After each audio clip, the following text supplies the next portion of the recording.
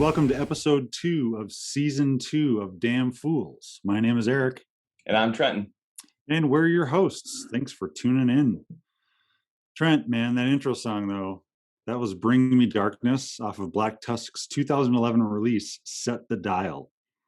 You know, we threw that into rotation today to summon our very special guest, Brent Gale of Twin Six fame. Welcome to the show, Brent. Thanks for having me.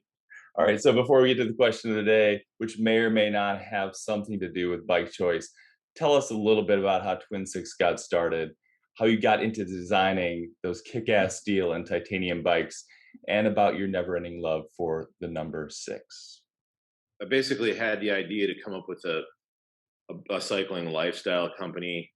My background is graphic design, and I thought that I could design better looking bike jerseys than anybody else out there 17 years ago, 18 years ago, a long time ago. It's been that long. Wow. I recruited my friend of mine, Ryan Carlson. He's my business partner. He was a graphic designer at a place that I worked at. He has a super good sense of personal style, and he's an awesome designer. And we started working on Twin Six and launched in I think 2005 or 2006 at Interbike. So we started off with doing cycling apparel, cycling goods, jerseys, t-shirts, shorts, posters, anything that was graphic, always knowing that we would eventually evolve into doing hard goods, bikes, and other things. Probably about 8 years ago, we got the opportunity to start working on bikes with a couple of people. Jesse Lalonde, who works for us now, is at Trek, and he came on board, and we started working on bike designs. We spent about a year trying to figure out how to make bikes in the States. After about a year doing that, we realized we just couldn't make it happen, and we ended up figuring out a way to produce the bikes that we wanted to ride, which is really what we've been doing all along. We started designing jerseys because we wanted jerseys that we wanted to wear. Everything we produce, we make the stuff that we want to use. So all of the bikes in our lineup are bikes that we actually ride. And it kind of evolved from there. When we launched the bikes at Interbike 7 years ago, I think, we showed up there with a cross bike, the rando bike, a fat bike, and a 2.9er. We had big plans of launching them all, and then ended up kind of like wrangling our expectations back into like, okay, we're gonna do the fat bike and tie right away, and we're gonna do the rando and steel, and then from there we evolved the rest of it in tie, and we still have plans to roll the rest of it out in steel, but titanium's a little bit easier for us to produce right now. But all metal, all the time. All metal all the time. Yeah, it's metal bikes are made with fire, and fire's got soul. That's right, so man. You can feel that soul underneath you when you're riding a metal bike.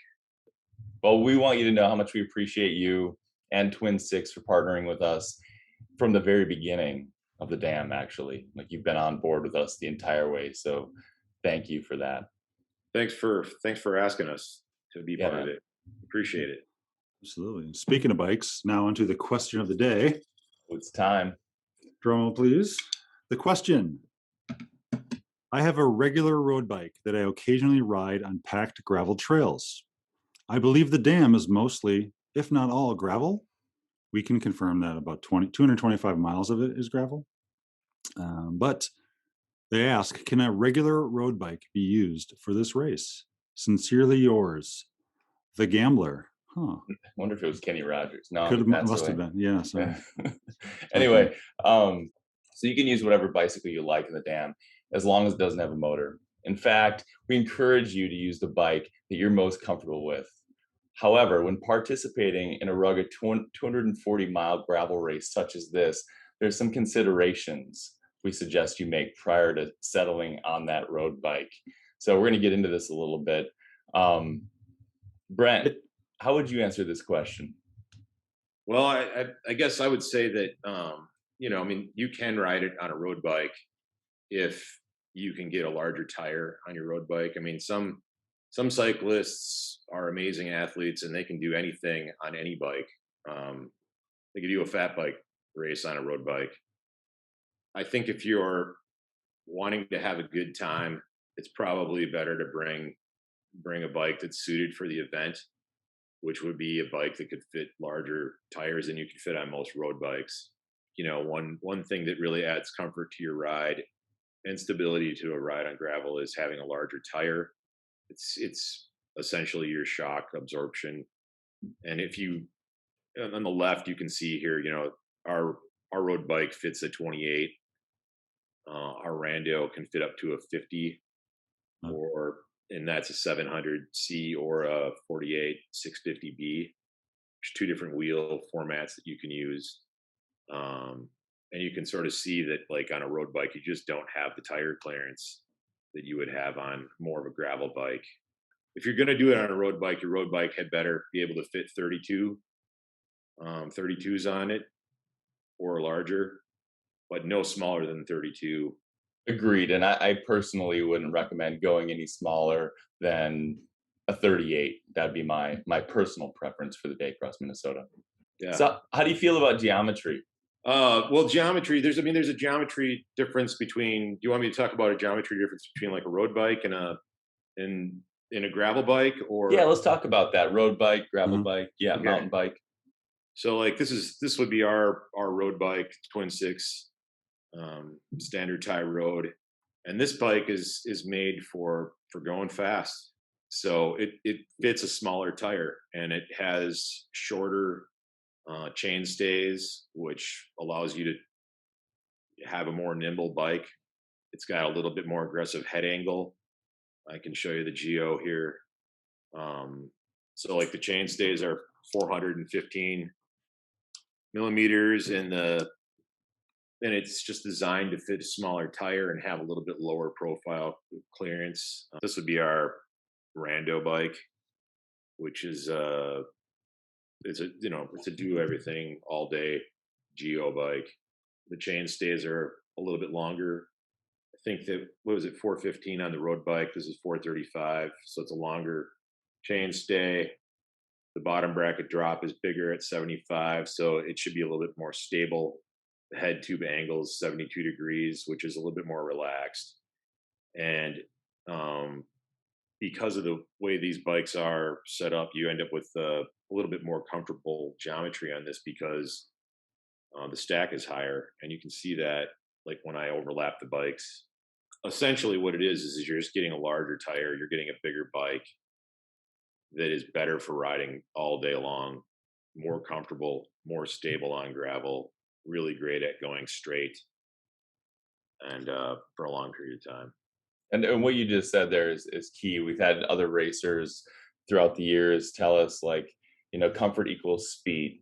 And when you think about the amount of hours you're spending in the saddle for an event like the Day Across Minnesota, I mean, some people last year, someone broke the 12-hour mark, which was amazing.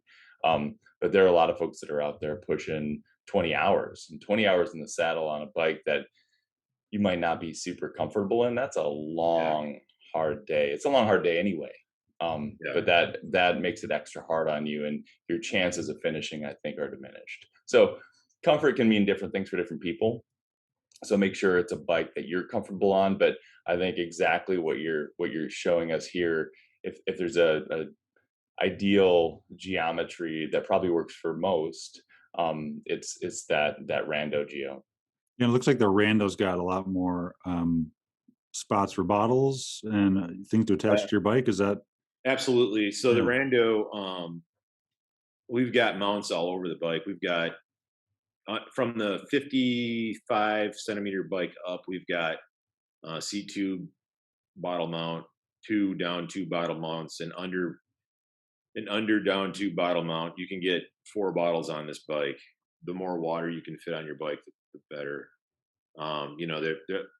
People have bag options that they like to do. Some people like a feed tank up on the top tube or a saddle bag. You got to bring whatever you need to make any repairs along the way too. So someplace to store your repair kit, an extra tube, patch, bacon strips.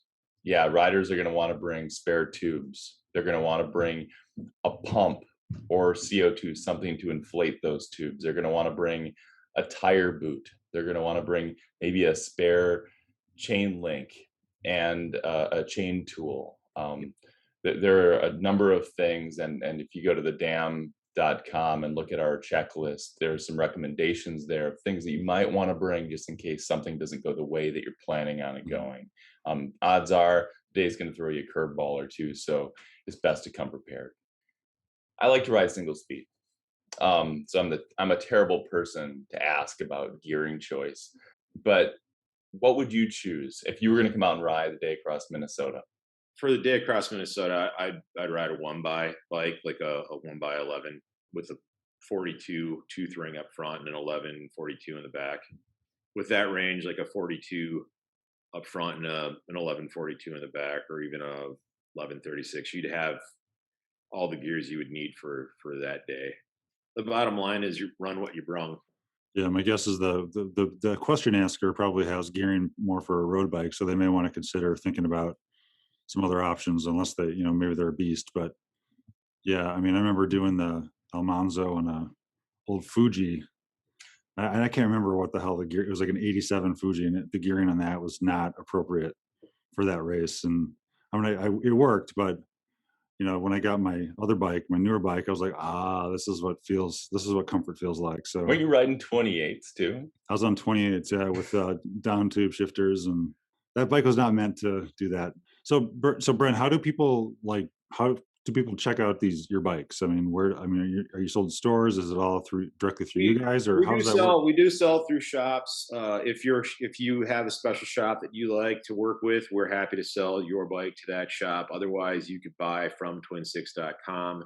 We don't just sell; we sell like a house group, but we also build these things to spec. So if there's lots of options, you get to choose between 5 different tires on our website. You can choose two different wheel sizes. You can choose between 2 or 3 different wheel sets. You can choose your stem length, your bar width, your crank width, your gear setup, 1x, 2x.